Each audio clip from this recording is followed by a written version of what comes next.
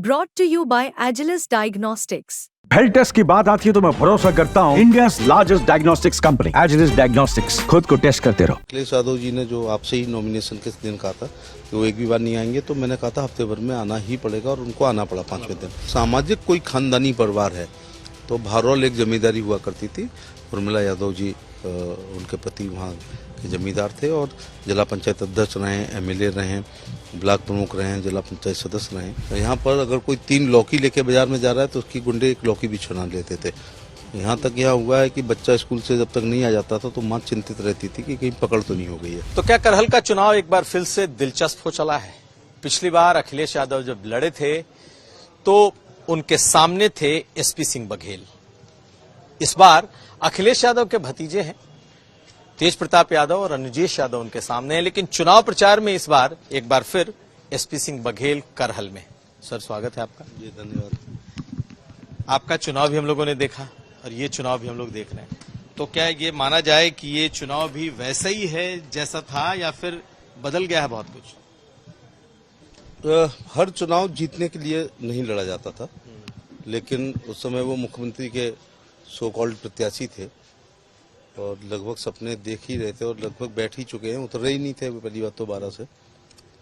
तो उनको बांधने के लिए खूंटे से घर के लोग इधर उधर प्रचार न कर पाए, इस सब के लिए आए थे, लेकिन जीतने का भी प्रयास किया। लेकिन उसका प्रभाव ये पड़ा था उस समय कि अखिलेश यादव जी ने जो आपसे ही नॉमिनेशन के दिन कहा था कि वो एक भी बार नहीं आएंगे, तो मैंने कहा था हफ्ते भर में आना ही पड़ेगा, और उनको आना पड़ा 5वें दिन। फिर मैंने कहा था मैं आपसे हारूंगा ही नहीं जब तक ब्रह्मास्त्र नहीं चलेगा। तो स्वर्गीय श्री मुलायम सिंह यादव जी जो बड़े नेता थे उनको आना पड़ा।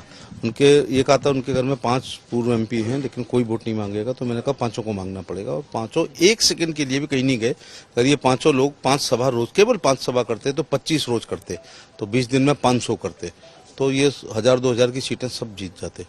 तो ये सरकार बनाने में करहल की बड़ी भूमिका। यादव वर्सेस बघेल इलेक्शन हो गया। हमारी बिरादरी या समर्थकों ने ये सोचा, जब अखिलेश यादव ने पिक एंड चूज करके नंबर 1 करहल को चुना है, तो फिर नेता भी पिक एंड चूज हुआ है। तो उत्तर प्रदेश की कैबिनेट मंत्रालय इतनी है, डिप्टी साहिबान, सीएम साहिबान, उन सबको छोड़ के मुझे दिल्ली से लाया गया था।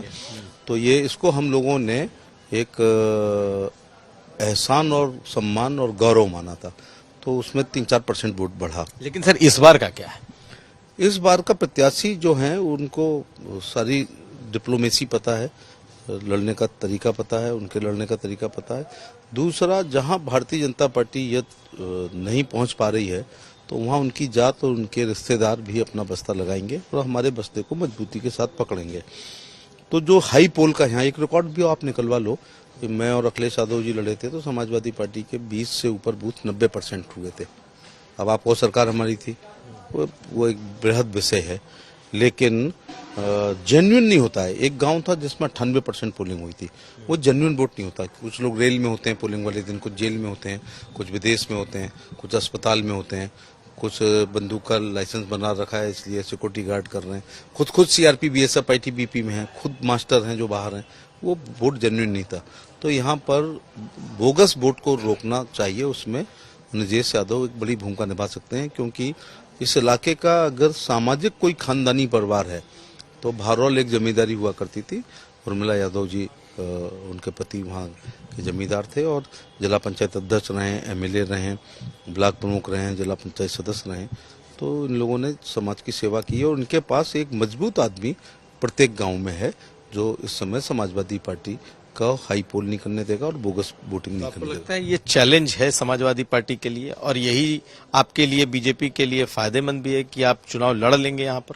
चैलेंज को इसलिए वो डर रहे हुए हैं कि पूरा घर फिर आकर के करहल में ही वोट मांगना शुरू कर दिया है। ये इस बात का प्रतीक है कि ये अब उनका किला नहीं है, दुर्ग नहीं है, भेद नहीं है। और पिछली बार 64,000 का फर्क था जिसको हम लोग 32,000 कहते हैं, और ये 32,000 वोट कम किए जा सकते हैं अपने ना बढ़े तो भी, और वो केवल इसलिए कम किए जा सकते हैं कि उसके लिए बबलू यादव पर्याप्त हैं। और हम लोग राज्य सरकार की लॉ एंड ऑर्डर को करहल में और मैनपुरी जिले में बहुत पसंद किया जा रहा है, क्योंकि इन लोगों ने बहुत जंगल राज देखा था। यहाँ पर अगर कोई 3 लौकी लेके बाजार में जा रहा है तो उसकी गुंडे 1 लौकी भी छुड़ा लेते थे। यहाँ तक यह हुआ है कि बच्चा स्कूल से जब तक नहीं आ जाता था तो माँ चिंतित रहती थी कि कहीं पकड़ तो नहीं हो गई है। यहाँ करहल, सिरसागंज, घिरोर, बरनाहल का व्यापारी यदि अपने नियत समय से थोड़ा लेट हो जाता था तो पत्नी को पता नहीं क्यों आशंकाएं होती थी कि थैला तो नहीं छिन गया और कहीं गोली तो नहीं लग गई। रात में बिजली आने के बाद भी ट्यूबवेल पे किसान पानी नहीं लगाता था क्योंकि अपहरण हुआ करते थे। खाली प्लॉट पे लोग बाउंड्री किया करते थे कि अपना ठीक कर लो। तो ये अंतर लॉ एंड ऑर्डर का, योगी आदित्यनाथ का कार्यकाल उत्तर प्रदेश की सरकारों का स्वर्ण युग है लॉ एंड ऑर्डर का, जिसकी नकल अन्य सूबों के मुख्यमंत्री भी कर रहे हैं। तो जिस जिले में ज्यादा गुंडागर्दी होती है, व्यवस्था परिवर्तन वो ज्यादा महसूस करते हैं सत्ता परिवर्तन के साथ। तो इटावा ने, मैनपुरी ने और फिरोजाबाद ने ज्यादा महसूस किया है कि 17 से 22 की सरकार कैसी थी और 22 से लेकर के और ये 24 वाली सरकार, 12 से 17 कैसी थी और 17 से 24 वाली सरकार कैसी है। सर एक चीज ये भी है कि आपको क्या लगता है कि अगर अनुजेश यादव को जो बीजेपी ने जो प्रत्याशी बनाया है, ये यादव बनाम यादव करके ही बीजेपी इस सीट पे कुछ अपने लिए उम्मीद सोच सकती है, अदरवाइज इस सीट की बनावट, इस सीट की बुनावट ऐसी है कि ये नहीं जीत सकती। भारतीय जनता पार्टी के इतिहास में सोबरन सिंह यादव एक बार भारतीय जनता पार्टी के बैनर से एमएलए बने थे। इसका मतलब यादव प्रत्याशी जब आए, उन्होंने खुद यादव लिया, बीजेपी ने अपना वोट ट्रांसफर किया और उन्होंने बूथ कैप्चर या हाई पोल को रोका, तो वो विधायक हो गए थे। तो हमारे पूर्वज कहते हैं कांटे से ही कांटा निकलता है और लोहे से लोहा कटता है और जहर ही जहर का इलाज है। तो ये भी स्ट्रेटजी भारतीय जनता पार्टी की रही होगी। और फिर जब एक सेनापति दूसरे सेनापति की युद्ध लड़ने की कला को जान जाता है तो उसका इंतजाम भी कर लेता है। तो वो समाजवादी पार्टी में लंबे समय से रहे, विधायक रहे, जिला पंचायत अध्यक्ष रहे, तो बेहतर जानते हैं कि वो किस हद तक चुनाव में कैसे जा सकते हैं और क्या क्या कर सकते हैं, उसको रोका जा सकता है। आखिरी सवाल सर, कि आपको क्या लग रहा है ये चुनाव, तो जैसे इस तमाम लोग जिससे बात करो वो यही कहता है करहल हटा के आप बात करिए 9 में से, आपको लगता है कि करहल भी उस 9 में है जो कि फाइट में है ये सीट? तो काउंटिंग के अंतिम टेबल तक कभी हार स्वीकार नहीं करता हूँ, इसलिए मैं चुनाव हारा हूँ, राजनीति नहीं हारा। 4 बच्चे डूब के मर गए थे, मैं आया, प्रमुख शादियों में आया, एक बूथ हमारे लिए बहुत अच्छा हुआ, जीरो उसके डिवीजन के हमको मिला, तो होली आके मैंने करहल में मनाई। तो खानदानी व्यक्ति वो है, चुनाव निकलने के बाद तेज पत्ता नहीं समझना चाहिए कि तेज पात का अर्क आ गया, मेरा बिरयानी ठीक बन गई है, मेरा काम हुआ, तेरा स्वाद ठीक हुआ, अब तू बाहर निकल।